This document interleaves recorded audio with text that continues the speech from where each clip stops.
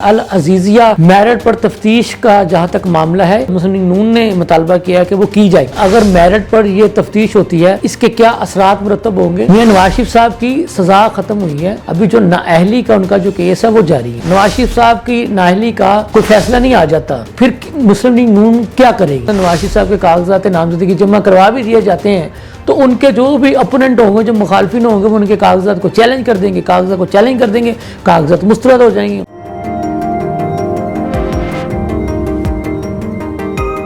بسم اللہ الرحمن الرحیم، لمحہ نیوز کے ساتھ میں ہوں شہزاد ملک۔ ناظرین، العزیزیہ جو کیس ہے اس کا اسلام آباد ہائی کورٹ میں میرٹ پر تفتیش کا جہاں تک معاملہ ہے، وہ میرٹ پر تفتیش تو خود مسلم لیگ نون نے مطالبہ کیا ہے کہ وہ کی جائے،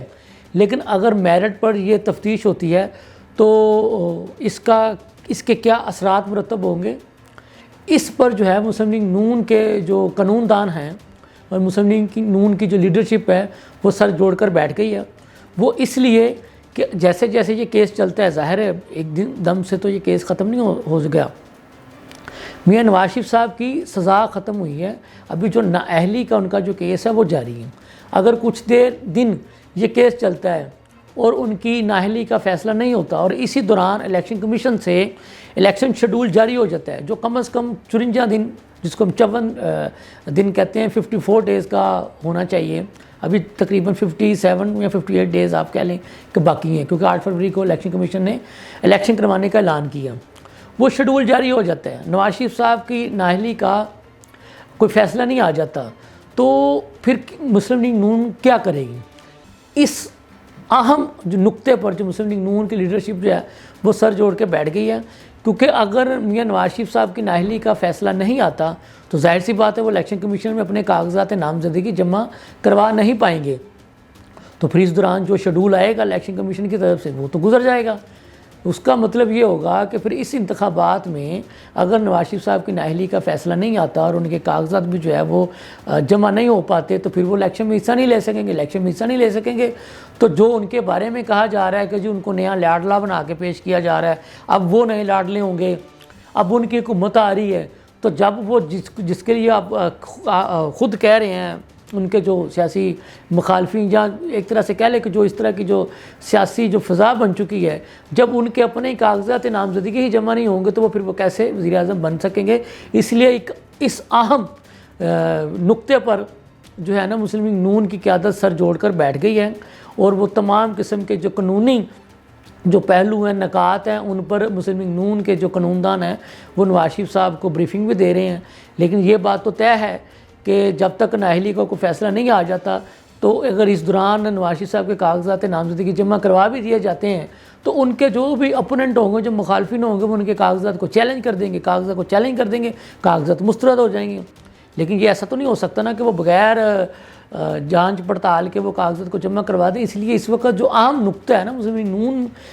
کی لیڈرشپ کے سامنے، وہ میاں نواز شریف صاحب کی اہلیت کا فیصلہ ہے۔ ہاں، اس کو اب یہ کہہ لیں کہ جب تک پھر ان کا فیصلہ نہیں آتا، اگر الیکشن شیڈول آ جاتا ہے تو پھر میاں نواز شریف صاحب جو ہے وہ پھر الیکشن میں نہیں جائیں گے،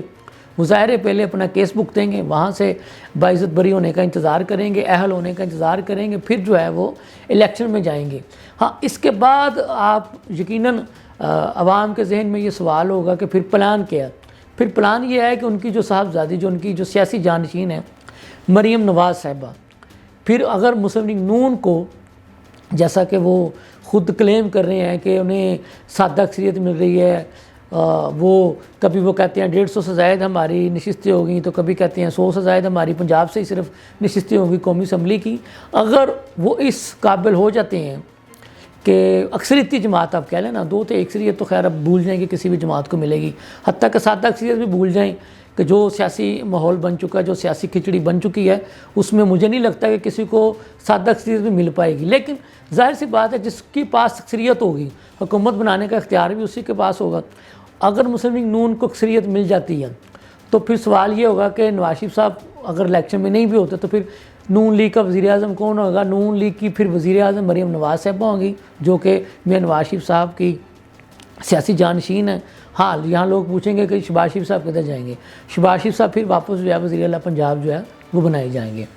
ہاں، باقی جو ہے اسی طرح سے پھر جو جیتے گا، ظاہر ہے چونکہ یہ اتحادی حکومت بننی ہے، جیسے بلوچستان عوامی پارٹی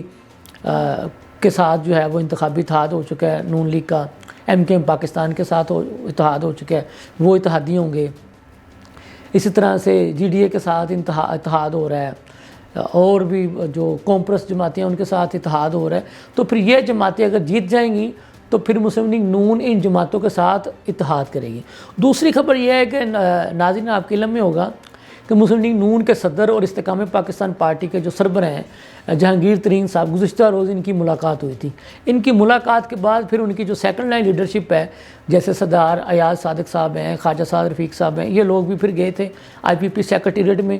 پھر اس میں جو ہے وہ سیٹ ایڈجسٹمنٹ کے معاملات کو مزید آگے بڑھانے پر غور و خوض کیا گیا۔ ہمیں جو ہمارے ذرائع نے، آئی پی پی کے ذرائع نے بتایا اور نون لیگ کے ذرائع نے بتایا وہ یہ ہے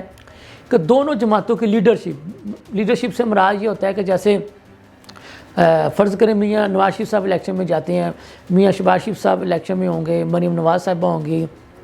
حمزہ شہباز شریف صاحب ہوں گے، اسی طرح سے جب جہانگیر ترین صاحب ہوں گے الیکشن میں یا عبدالعلیم خان صاحب ہوں گے، تو ان کی جو دونوں جماعتوں کے جو کی پوسٹوں کے جو لیڈر ہیں نا، ان کے وہ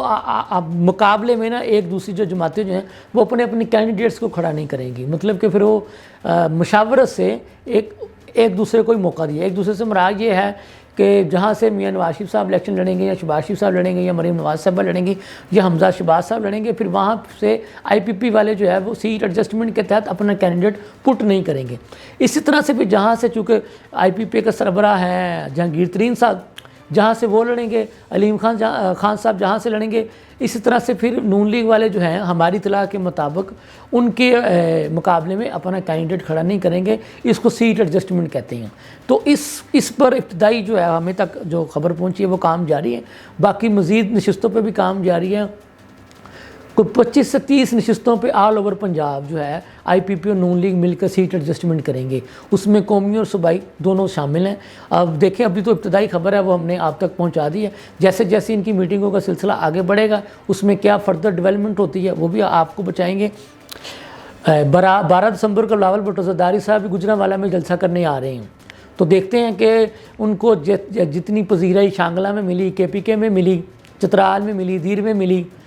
تو بلوچستان میں ملی، کیا وہ پذیرائی ان کو سینٹرل پنجاب کا جو اہم شہر ہے گجرانوالہ، جس کو پہلوانوں کا شہر کہا جاتا ہے، جس میں مسلم لیگ نون کی بڑی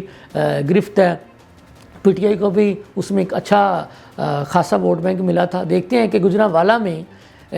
اپنا بلاول بھٹو زرداری صاحب اپنے قدم جما پائیں گے۔ بہرحال گجرانوالہ میں اور ڈسکے میں ان کے جو کینڈیڈیٹ ہے، ٹکٹ ہولڈر ہیں، گجرانوالہ میں ایک ڈار فیملی ہے، اور سیالکوٹ میں ان کے رانا برادران ہیں، رانا محمود اشرف ہے، رانا فاروق اشرف ہیں، وہ کوششوں میں لگے ہوئے ہیں سب کے سب کہ جی چونکہ بلاول صاحب نے ایک طرح سے سینٹرل پنجاب کا جو گجرانوالہ ہے وہاں سے سینٹرل پنجاب کی کمپین کا آغاز کرنا ہے، تو وہ ان کا دعویٰ ہے کہ وہ ان کا جلسہ جو ہے وہ جیسے کے پی اور بلوچستان میں کر کے ہیں اسی طرح کا ایک بڑا جلسہ ہوگا۔ بہرحال اس کا پتہ 12 دسمبر کو لگ جائے گا۔ اس کے ساتھ ہی اپنے میزبان کو اجازت دیجیے، اللہ حافظ۔